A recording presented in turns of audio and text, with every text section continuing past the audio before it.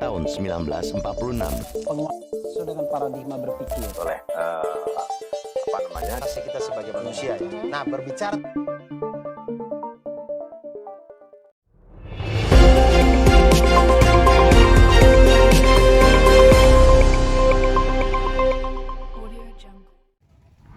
bagaimana sebenarnya implementasi kebebasan berpendapat yang ada di negara Indonesia ini? Seperti yang kita ketahui, di era penggunaan internet, banyak sekali kalangan masyarakat, khususnya generasi milenial, menggunakan media sosial untuk menyuarakan pendapatnya. Betulkah pembungkaman, mengkritik, dan berpendapat betul-betul menjadikan bagian meresahkan dari kehidupan mereka? Halo Kak, perkenalin nama aku Marsha. Kalau boleh tahu nama kakaknya siapa nih dan dari mana? Oke, halo Kak Marsha. Perkenalkan, nama aku Dinda. Aku dari Psikologi Angkatan 2023. Kak Dinda, aku mau tanya-tanya sedikit boleh ya? Tentang salah satu masalah krusial yang ada di negara Indonesia. Menurut kakak, negara kita tuh udah menerapkan kebebasan berpendapat belum sih? Ini bisa dari sudut pandang kakak sendiri atau masyarakat ya? Kalau menurut aku sendiri ya, di Indonesia itu masih belum terlalu ya Kak. Karena dari apa yang aku alami dan aku lihat sendiri pun masih banyak gitu loh aspek yang membatasi seseorang untuk berpendapat, baik dari lingkungan yang luas sampai ke lingkungan yang lebih kecil sekalipun. Jadi Kak Dinda juga masih sering menemukan gitu ya Kak? Kalau boleh tahu apa nih Kak contohnya? Spill dong. Aduh, boleh banget dong. Mungkin dari lingkungan yang lebih luas dulu kali ya Kak. Aku kepikiran nih satu kasus yang kemarin sempat viral. Apa tuh Kak? Jadi kasusnya itu berceritakan tentang seorang ketua lembaga tinggi negara. Jadi tuh kayak ketua ini tuh mematikan mikrofon salah seorang perwakilan rakyat saat sedang menyampaikan pendapatnya gitu Kak. Oh yang itu. Kasus ini tuh sempat viral banget loh kemarin. Ujung-ujungnya nih ya, kasus ini tuh masih menjadi perdebatan. Ada yang mengatakan hal tersebut dilakukan demi menjaga kelancaran sidang. Tapi ada juga nih yang nggak setuju karena ada beberapa alasan yang katanya tuh ya nggak sesuai dengan apa yang sebenarnya terjadi waktu sidang kemarin. Kakak sadar nggak sih kalau akhir-akhir ini tuh udah mulai banyak orang yang berani speak up terkait masalahnya, sampai ngirim bukti-buktinya juga. Dari generasi milenial gitu kan. Nah, Kita ini sayangnya tuh masih banyak loh netizen yang julid dan nyinyir gitu loh sama orang yang speak up tadi. Kalau dari yang aku lihat sendiri tuh mereka rata-rata julid atau nyinyir tuh emang karena nggak setuju sampai ngirim bukti-bukti lain. Tapi ada juga loh netizen tipe kedua nih yang mereka tuh julid tapi sebenarnya emang karena kurang mengetahui dan memahami konteks pembahasannya aja.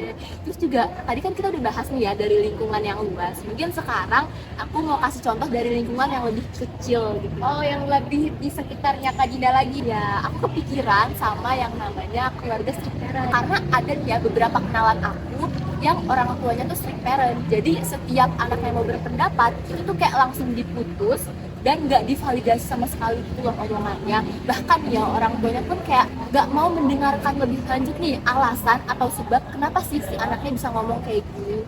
Dari cerita atau contoh yang Kak Dinda kasih nih, menurut Kak Dinda tuh kira-kira ada nggak sih dampak negatifnya? Nah, yang kebayang nih ya sejauh ini di pikiranku sih dampak dari sisi mental orang yang berpendapat itu. Karena kayak orang yang berpendapat ini kan dibatasi gitu ya pendapatnya, otomatis itu bakal mematikan sisi kebebasan, kreativitas, sampai ke kemampuan berpikir kritis mereka nggak sih Kak? Dan kalau kita lihat dari contoh kasus yang pertama ya, otomatis akan berdampak sama rakyatnya sendiri. Dari sisi ketuanya yang menurut aku itu nggak terlalu berdampak ya. Si ketuanya ini masih bisa hidup dengan nyaman, damai, dan beda halnya sama si rakyatnya itu yang tidak didengarkan aspirasinya. Mungkin gitu aja pertanyaan dari aku. Terima kasih banget buat pendapatnya Kak Dinda dan waktunya udah mau diwawancari sama aku. Semoga bisa bermanfaat buat teman-teman yang lagi nonton video ini. Terima kasih. Dadah Kak Dinda. Terima kasih Kak Marsha. Dadah. Guys, di belakang nggak ada orang, kita tanya-tanya. Hai Kak, aku mau tanya-tanya boleh nggak? Nggak boleh. Bombastic side eye. Kakaknya bisa aja. Oke, punya kenalin nama aku Marsha. Kalau kakaknya nanti Nama aku Mawar. aku Melati.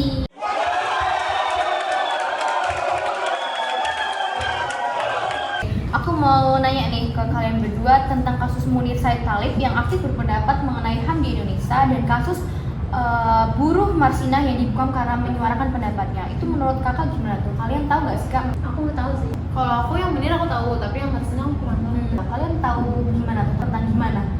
Yang aku tahu ya, si Munir ini adalah orang yang aktif berpendapat tentang HAM. Dia juga nggak sekali dua kali ngomongin tentang toleransi dan anti kekerasan. Ingat aku ada kasus gitu muncullah di 2004 itu tentang Munir ini waktu aktif-aktifnya ngomongin tentang HAM, dia itu meninggal waktu perjalanan ke Belanda. Dan itu tuh yang bikin orang-orang tuh kayak janggal. Sebenarnya waktu itu tersangkanya tuh udah ketangkep, tapi akhirnya dibebaskan karena ternyata buktinya tuh belum kuat. Malah banyak memunculkan spekulasi baru dari bukti yang ada. Dan kalau nggak salah di 2016 itu buktinya itu hilang dan akhirnya nggak dibungkap lagi ke lagi ke Indonesia gitu. Menurut kakak sendiri, apakah ini ada hubungannya dengan pembungkaman pendapat yang ada di Indonesia? Aku sih ada ya. Oh ada. Berapa ada?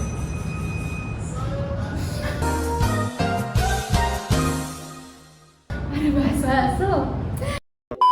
sebenarnya masih banyak banget kejanggalan-kejanggalan yang masih bungkam gitu ya. Sebenarnya Munir itu pernah menulis satu tesis tentang penghilangan orang secara paksa di Indonesia, itu yang bikin orang-orang merasa Munir itu dibunuh tuh gara-gara ini, karena di tesisnya ini Munir itu menggunakan data-data rahasia negara yang orang-orang tuh banyak takut karena dia banyak pihak yang keseret gitu loh dari si tesisnya Munir ini. Terima kasih ya Kak Mawar. Kalau menurut Kak Melati sendiri nih, terkait kasus guru Marsinah itu ada hubungannya nggak sih Kak sama pembungkaman pendapat gitu?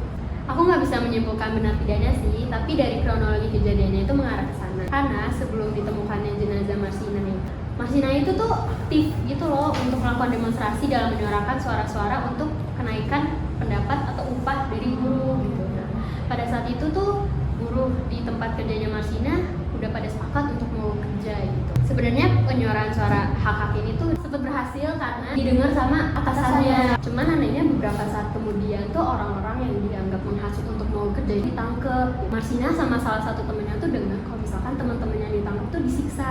Marsinah tahu hal ini karena dia ke tempat mereka ditangkap gitu. Oh, oke, sorry Kak, mau motong pembicaraannya. Terus hubungannya sama Marsinah itu apa ya? Kok Marsinah akhirnya sampai ditemukan dengan kondisi tidak bernyawa? Jadi awalnya itu karena mau kerja ini, katanya Marsinah itu diculik, disiksa, dan bahkan dihabisi nyawanya oleh kayak beberapa pihak perusahaannya gitu. Ini tuh udah berbentuk hasil investigasi, bahkan tersangkanya tuh udah ditangkap gitu. Tapi setelah dimintai surat permintaan untuk kasasi, tiba-tiba semua tersangkanya itu dianggap tidak bersalah dan bahkan dibebaskan. Menurut aku kayak banyak banget hal yang janggal dari kasus ini, mulai dari visum awal yang gak detail, bahkan daerah kepala aja tuh gak diperiksa. Saksi kunci yang awalnya ngomong apa tiba-tiba jadi berubah kesaksiannya gitu. Visum kedua yang punya kejanggalan kayak bukti palsu gitu, kayak kan di pengadilan itu dibawakan buktinya itu sangat besar, tapi luka-luka di daerah korban tuh nggak sebesar sama buktinya gitu loh. Jadi kan kayak aneh banget ya sih, kayak ada yang ditutupi gitu dari kasus ini gitu. Oh, makasih banyak ya Kak atas penjelasannya. Dan kalau lihat nih Kak Mawar dan Kak Melati merasa bahwa keduanya kasus ini sangat-sangat janggal ya.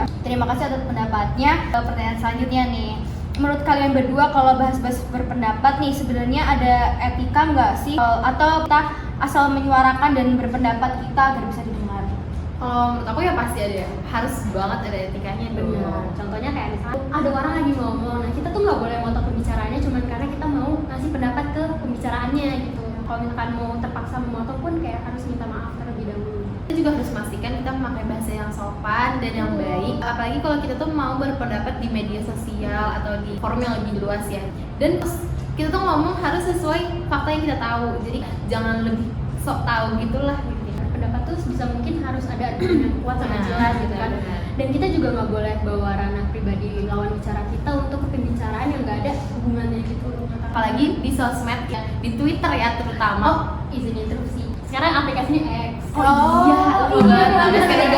Banyak banget kalau di X ini orang itu malah berdebat, misalkan mau menimpali lawannya itu pakai informasi pribadi, informasi agama atau pendidikannya. Itu kan menurut aku tuh kayak nggak baik banget, bukan yang menguatkan ini dia, malah kayak jadinya tong kosong yang dunia nggak sih, nggak ada faktanya gitu. Kalau dari orang-orang yang menerima pendapat tuh gimana tuh? Ada aja orang yang anti kritik atau keras kepala. Dasarnya tuh mau sebaik apapun sikap kita, tetap aja kan orang ada yang nggak mau nerima. Kalau menurut aku dari mau yang berpendapat atau yang dikasih pendapat tuh harus nerima pendapat itu tuh dengan kepala dingin sih Kak, supaya kita bisa nerima saran-saran dan pendapat-pendapat itu supaya nggak salah lah intinya, gitu nggak sih? Sebenarnya kita juga harus memilah ya, mana opini yang menjatuhkan atau yang kayak bagus buat kita. Ya ini kita bisa memilih hal apa yang kita bakal lakuin dari kritik dan saran dari orang itu. Oke, makasih banyak ya Kak Mawar dan Kak Melati atas tanggapan dari pertanyaan-pertanyaan yang sudah saya berikan. Semoga saran-saran dari Kak Mawar dan Kak Melati juga dapat menjadi pengetahuan baru dan dapat bermanfaat juga bagi penonton yang ada. ada di rumah.